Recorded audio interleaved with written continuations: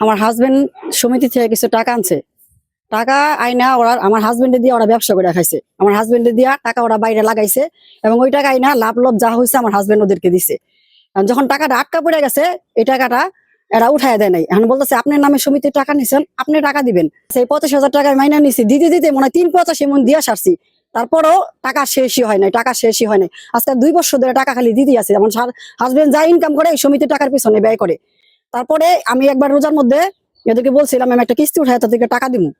তারা মনে করেন কিস্তি উঠায় টাকা দিতে চাইছি, আমার হাজবেন্ড ঠিক মতন সমিতি টাকা দিছে, আমার কিস্তিটা ঠিক মতন দেয় নাই, কিস্তিলার আমার টাকা দেয় নাই, সেজন্য আমি টাকা তারা দিতে পারি নাই।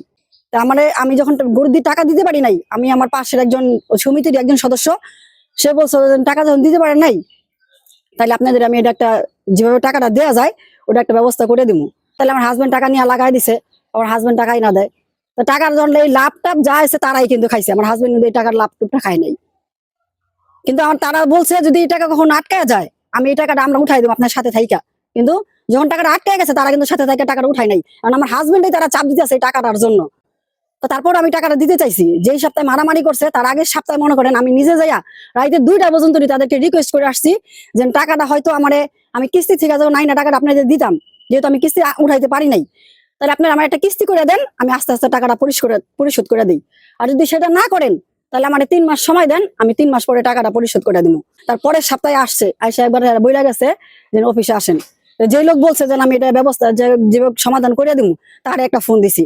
সে বলছে যে আমি তো আজকে চলে আসছি, তাহলে এই সপ্তাহে যখন আসতে পারি না আমি ওদেরকে ফোন করে বলে দিতেছি আমি সামনের সপ্তাহে যেভাবে এটা একটা ব্যবস্থা করে দিব।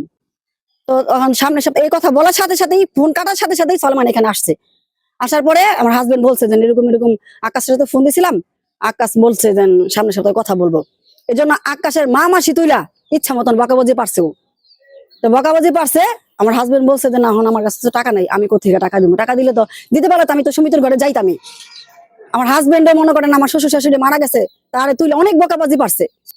আর এতগুলি টাকা দিছে, সে তার টাকাটা যে দিয়ে আসছে সমিতির খাতা উঠাইছে উঠাই নাই এ নিজেও বলতে পারেন, কারণ আমার হাজবেন্ড লেখাপড়া জানে না। হয়তো 2 সপ্তাহ টাকা দিলে 1 সপ্তাহ উঠাইছে আর 1 সপ্তাহ উঠাই নাই। তাই এ কথা বলার পরে ওরা সবাই সমিতির শিহাব, মানিক, রাজু, সলেমান এরা 4 জন আসছে আর অনেকগুলি লোকজন নিয়ে আসছে। আইসা আমার হাজবেন্ডে বকাবকি করছে। তো তারপরে মনে করেন শিহাব ডাইরেক্ট অর্ডার দিছে আমার ঘরের মাল সাবানা সব বের করে নিব। তো আমার মেয়ে ঘর থেকে বেরোয় বলছে যে টাকা পাইবেন, টাকা নিবেন, ঘরের মাল সাবানা বের করে নিবেন কে? আপনাদের সমিতির আইনে কি আছে যে ঘরের মাল সাবানা বের করে নিবে? এই জন্য আমার মেয়েরে ধরা সাথে যে মহিলাগুলো নিয়ে আসছিল থাপাত আমার মেয়ের মনে করেন চুল ধরে আমার মেয়ের নামায় ফেলাইছে নিচে। আমরা দুনো মাইজি আসছিলাম বারিন্দা দাঁড়ানো, আমরা নিজে নামি নাই। ওরা মানুষ হবে কমসে কম 50-60 জন মানুষ, সব সমিতির মানুষ নিয়ে আসছে। আমার মেয়েরা ধরছে না, আমি দাঁড়া থাকি আমার মেয়ে তো মার খেবো না। আমি আমার মেয়েরা ছাড়াইতে গেছি, সলেমান পিছে কোনো আমারে ধরছে। ওই একটা বেটা মানুষে মহিলা মানুষের গায়ে হাত কিভাবে দিল? আমি যদি আপনারা দেখতে চান আমার গায়ের যে পোশাকটা ছিল ওটা কিভাবে যে ছিঁড়ছে এটা যদি বাস্তবে দেখেন তাহলে বলতে পারবেন যে এটা কি মানুষের কাজ না অমানুষের কাজ। আমার মেয়ের গায়ের পোশাক যা ছিল পোশাকটা ছিঁড়ে ফেলাইছে। তাহলে আমরা দুই মাঝে যদি নিজের ইজ্জত বাঁচাবো না মানুষের লাগে মারামারি করুন? আমার এই যে ঘর দুয়ার গুলি দেখেন, আমার ঘরের দরজাগুলি সব বাইরে খুলে ফেলাইছে, জানলাগুলি সব বাইরে ভাঙা ফেলাইছে, পিছনের টিন গুলি বাইরে বেকা করে ফেলাইছে। আমার বাইরে আমি থালবাটি 2 র্যাকের মধ্যে একটা ঝালির মধ্যে রাখছিলাম, আমার এই থালবাটি গুলি সব নিয়ে গেছে। আমি চাই এটা উপযুক্ত বিচার হোক, কারণ ও এক না ওই একের অধিক মানুষের ঘরে যায় এরকম লুটপাট করে। আমি না শুধু আরো 2-4 জন মানুষের যদি বলেন আরো 2-4 জন আছে যার ঘরে যায় ওরকম লুটপাট করে।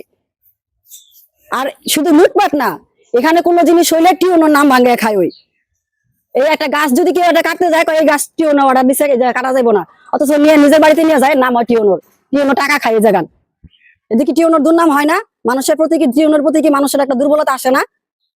মানে টিউনো কি টিউনো ও তার চেয়ে বেশি ও নিজেই। ওই এই জায়গায় এসেছিলেন, ওই এই জায়গায় মা বাপ।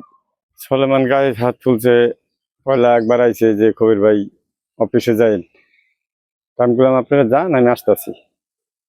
এই কথা বলনে আমার কাছে কিছু টাকা পায়, অগ হিসেবে আর কি 13,000 টাকা পায়। পরে আধা ঘন্টা পর দেখি মানুষ কত নিয়ে আসছে, কি হয়েছে টাকা দেন। টাকা তো ভাই এখন দিতে পারবো না, আপনি সামনের সপ্তাহে টাকা দেন। সামনের সপ্তাহে টাকা দেন। দেখি আস্তে আস্তে মহিলা 1 জন 2 জন 3 জন করে আসে, আইসা শিয়াব ডাইরেক্ট কয় যে ঘরের মাল মিটার যে কয় টাকা পামু সমপরিমাণ হিসাব করে মাল মিটার বাইর করে বিড়ি কটা যায়, বিড়ি তোমাকে কিল লেগে আনছি, যে যে কাজের লেগে আনছি এই কাজ তোমরা করো। তখন মনে করেন ঘরের ভিতরে সে ঢুকে গেছে, আপনার ভাবি বাধা দিছে, আপনার বাস্তি বাধা দিছে, এখন টান দিয়ে বাইর করে ফেলাইছে, আমি ধরছি মতনই মনে করেন মারামারি ফারামারি। এটা মনে করেন সুদের টাকাই। তারপর আমি সময় নিয়েছিলাম, আমার আরেকজন লোক আছিল, এই লোক হয়েছিল, এই লোকের মানে অনেক খারাপ ভাষায় গালাগালি বাড়ছে, আমার ওয়াইফরে বাড়ছে এবং আমারও বাপ মা দিলে গালাগালি বাড়ছে। কে কে করলো? এই সলেমান একাই গালাগালি করছে। সলেমান ডাইরেক্ট সরাসরি অর্ডার দিয়েছে, সেও আসলো নিজে, সেও মারাদারি করছে। সে আপনি মনে করেন ঘরের মধ্যে ঢুকেই গেছে। বিডিরা তো বিডিরাই 50-60 জন বিডিরা, আমরা আসল 4-5 জন। এটা আমি উপযুক্ত বিচার চাই।